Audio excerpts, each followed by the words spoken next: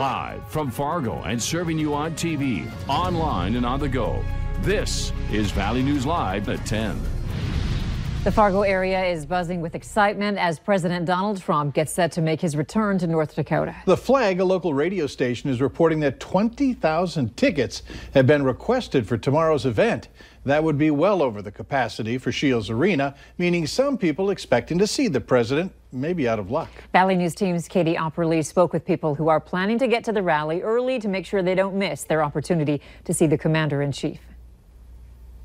Fargo residents are getting ready as President Donald Trump prepares to rally voters to support Kevin Cramer ahead of a big U.S. Senate race. Retired Colonel Don Howell is just one of the thousands waiting to show his support. I think it's going to be very exciting.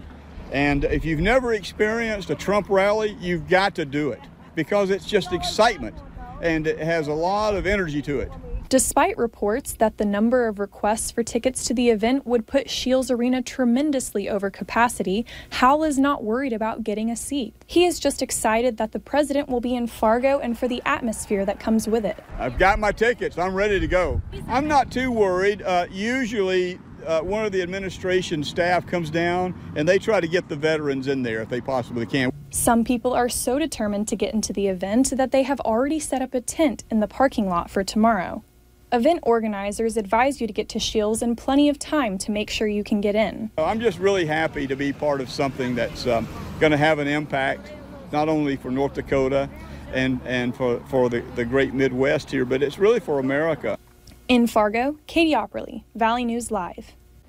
The parking lots at Shields Arena officially open at noon tomorrow. However, the doors to the arena will not open until 4, with the event starting at 7. Shields Arena isn't the only local landmark affected by the president's visit. Both Essentia and Sanford hospitals say they'll be ready to handle any emergencies. Sanford says they did a Secret Service walkthrough yesterday. Essentia Health tells us that they are preparing for general population health issues that come with mass gatherings, as well as added security. So we're looking at increasing our security presence in the hospital, going into lockdown, and some other things. Can't really go into specifics on our policies on what we would do. Now, if you're planning on going early, there will be 2 food trucks outside of the arena starting at noon, as well as a tent starting at 10 a.m. that's going to be selling water, fruit, and granola bars. There will be water, Gatorade, popcorn, and hot dogs available for purchase inside of Shields Arena. No alcohol will be served. Also, there will be porta potties for restroom use outside. And Valley News Live will be there for you tomorrow with live coverage of the president's visit throughout the day. We will have a crew traveling in the presidential motorcade, and we will carry the president's rally live on KVLY beginning at 7 p.m. So stick with Valley News Live for full coverage of the president's visit and speech. That includes our website and Facebook page. Big day tomorrow, so why not show the president that we get nice weather in this part of the country? Let's find out from Hutch what we can expect. Well, tonight we're getting a few showers and thunderstorms, most of which are out in the western and central part of North Dakota right now.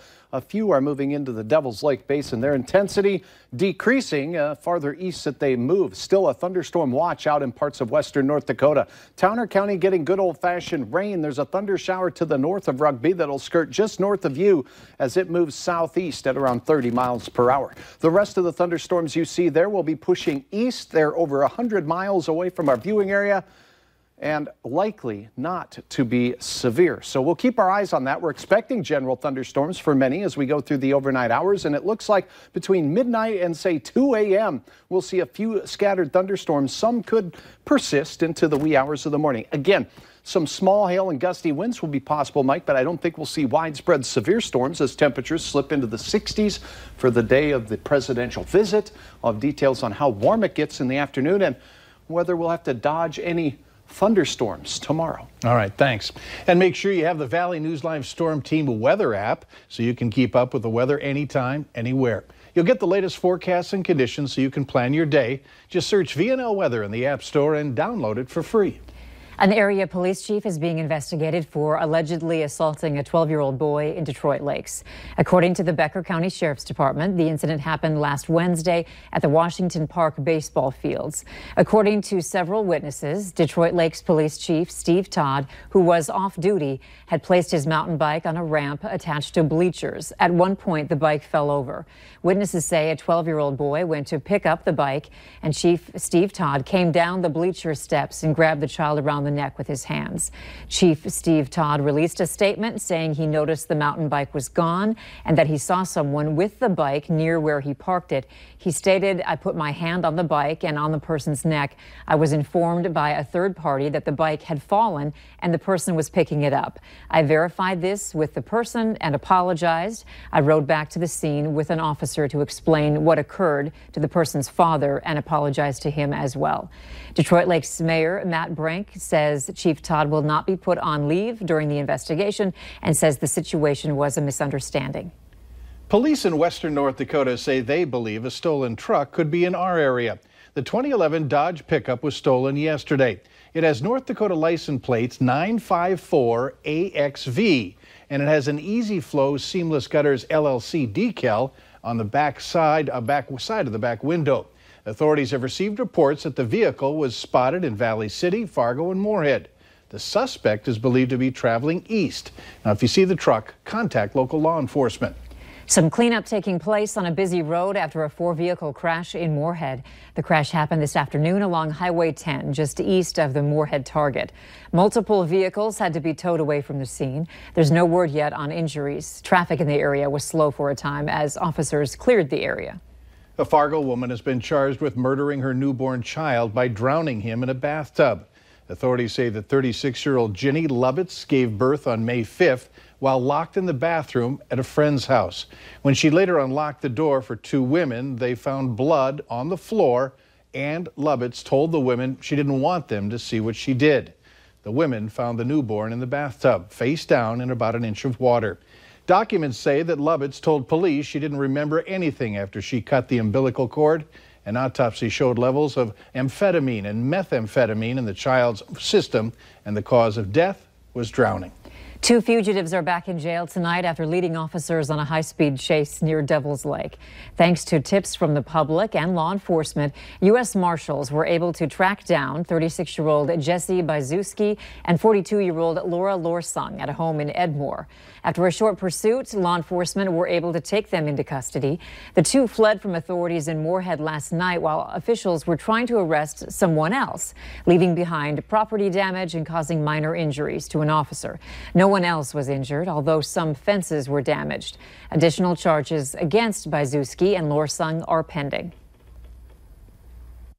When I opened the trailer doors to see how much was actually stolen was quite shocking. It just made me sick to my stomach. Thousands of dollars of fireworks stolen right before 4th of July celebrations. Memory Fireworks in South Fargo says despite the setback, they're still ready to light up your holiday. Employees say they came in Saturday morning to find the lock on their gate had been cut and a trailer had been broken into. The thieves made off with about $30,000 to $40,000 worth of fireworks.